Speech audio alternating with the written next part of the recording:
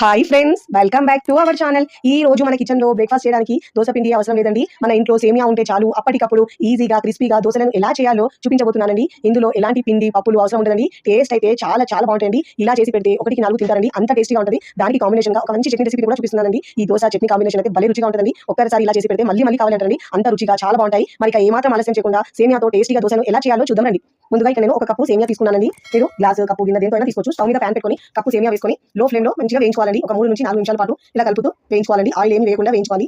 ఇప్పుడు కాస్త సేమియా వేగిన తర్వాత 1/4 కప్పు సూజీ, బొంబాయి రవ్వ, ఉప్మా రవ్వ అంటారు కదండి, ఆ రవ్వ వేసుకొని దీన్ని కూడా ఒక 3-4 నిమిషాల పాటు లో ఫ్లేమ్ లోనే వేయించుకోవాలండి. మారితే టేస్ట్ మారిపోతుందండి. అందుకే ఇలా మిక్స్ చేసుకుంటూ మనం రోస్ట్ చేసుకోవాలండి.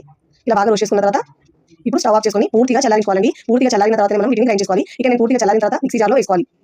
ఫస్ట్ టైం నా ఛానల్ చూస్తున్న వాళ్ళు ప్లీజ్ నా ఛానల్ని సబ్స్క్రైబ్ చేసుకోండి, లైక్ చేయండి, పక్కన ఉన్న బెల్ ఐకాన్ని ప్రెస్ చేయండి. ఇలా ప్రెస్ చేయడం వల్ల నేను పెట్టే వీడియో నోటిఫికేషన్ ముందుగా మీ హోమ్‌పేజ్కి వస్తాయండి. ఇలా వేసుకున్న తర్వాత మెత్తగా గ్రైండ్ చేసుకోవాలండి. ఇలా మెత్తగా గ్రైండ్ చేసుకున్న తర్వాత ఏ కప్పుతో అయితే మనం తీసుకున్నామో సేమియా, అదే కప్పుతో 1/4 కప్పు పెరుగు తీసుకోవాలండి. పుల్లటి పెరుగు అయినా తీసుకోవచ్చు, తీయటి పెరుగు అయినా తీసుకోవచ్చు. అదే కప్పుతో 1/2 కప్ వాటర్ వేసుకోవాలండి. ఇలా వేసుకొని వీలైనంత వరకు మెత్తగా గ్రైండ్ చేసుకోవాలండి. ఒకసారి ఇలా బాగా మిక్స్ చేసుకున్న తర్వాత మెత్తగా గ్రైండ్ చేసుకోవాలి. ఒకవేళ గ్రైండ్ చేయడానికి మనకు కష్టం అనిపిస్తే ఒక 1/2 కప్ దాకా వాటర్ మళ్ళీ వేసుకొని గ్రైండ్ చేసుకోవచ్చండి.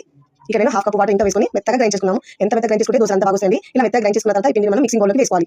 ఇలా వేసుకున్న తర్వాత అదే మిక్సీ జార్ కడిగి మళ్ళీ నీళ్ళు వేసుకోవాలండి. 1/2 కప్ దాకా వాటర్ వేసుకొని మిక్సీ జార్ కడిగి వాటర్ వేసుకోవాలండి. ఇలా వేసుకున్న తర్వాత మిక్స్ చేసుకోవాలి. ఒకసారి ఇలా బాగా మిక్స్ చేసుకోవాలి. చాలా టేస్టీగా ఉంటాయండి దోశలు అయితే, సూపర్గా వస్తాయి.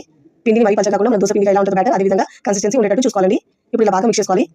ఇప్పుడు ఇలా బాగా మిక్స్ చేసుకున్న తర్వాత ఒక 5-10 నిమిషాల పాటు మూత పెట్టేసి పక్కకు పెట్టుకోవాలి. ఈ లోపు సూజీ కూడా బాగా నానుతుందండి. ఇప్పుడు మనం ఈ లోపు చట్నీ రెడీ చేసుకుందాం. మిక్సీ జార్ తీసుకొని ముందుగా వేయించుకున్న 1/4 కప్పు పల్లీలు వేసుకోవాలండి.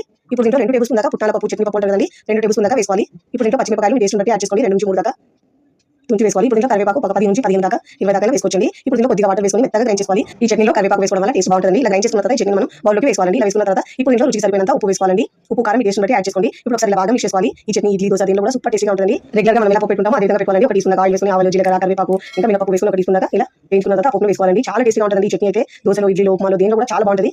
సూపర్ టేస్ట్ ఉంటుంది. ఇప్పుడు ఇలా చట్నీ రెడీ చేసుకున్న తర్వాత ఈ చట్నీ పక్కకు పెట్టేసి మనం దోశని రెడీ చేసుకోవాలండి. ఇప్పుడు మనం 10 నిమిషాలు అయిపోయిందండి. దోశ బ్యాటర్ కూడా బాగా నానిందండి. ఇప్పుడు దీంట్లో రుచి సరిపోయినంత ఉప్పు వేసుకోవాలి. ఉప్పు వేసుకున్న తర్వాత దీంట్లో మనం ఇక్కడ ఇన్స్టెంట్ గా చేస్తున్నాం కాబట్టి ఒక 1/4 టీ స్పూన్ దాకా వంట సోడా వేసుకోవాలండి. వంట సోడా లేని వాళ్ళు మీరు దీంట్లో ఈనో అయినా వేసుకోవచ్చు. ఒక 1/4 టీ స్పూన్ దాకా వేసుకొని ఒక 1/4 టీ స్పూన్ దాకా వాటర్ కూడా వేసుకొని ఇప్పుడు ఇలా బాగా మిక్స్ చేసుకోవాలి. ఇలా వంట సోడా వేసుకోవడం వల్ల పిండి బాగా పులిసి మంచిగా వస్తాయి. దోశలు అయితే ఫ్లఫీగా అవుతుంది బ్యాటర్ మొత్తం. ఇప్పుడు ఇలా బాగా మిక్స్ చేసుకోవాలి. 2 నిమిషాల పాటు బాగా కలుపుకోవాలండి. ఈ సోడా పిండిలో కలిపి మంచిగా దోశ బాగా వస్తాయి.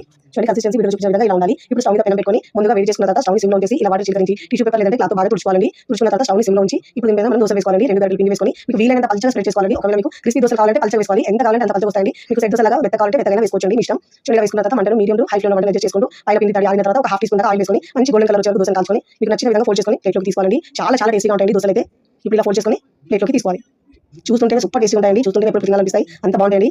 చూడండి ఇలా క్రిస్పీగా కాల్చుకొని ప్లేట్లోకి తీసుకోవాలి. ఇదే విధంగా నేను మరొక రెసిపీ చూపిస్తున్నాను. దోశ వేసిన ప్రతిసారి వాటర్ చిలకరించి తుడుచుకున్న తర్వాత దోశ వేసుకోవాలండి. మీరు దోశ వేసేటప్పుడు ఎప్పుడైనా లో ఫ్లేమ్ లో మంట ఉంచి మాత్రమే దోశ వేసుకోవాలి. లేదంటే